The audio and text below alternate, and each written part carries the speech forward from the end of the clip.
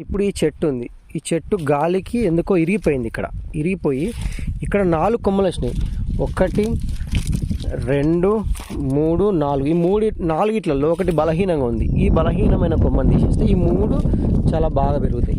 తర్వాత ఇక్కడ చూసుకున్నట్టయితే ఇక్కడ మనం ప్రూనింగ్ చేసినాం, కట్ చేస్తే ఇక్కడ 4 వచ్చినాయి. ఈ 4 ఇది ఒకటి తీసేస్తాం, ఒక బలహీనంగా ఉన్న తీసేస్తే ఈ 3 మంచిగా పెరుగుతాయి.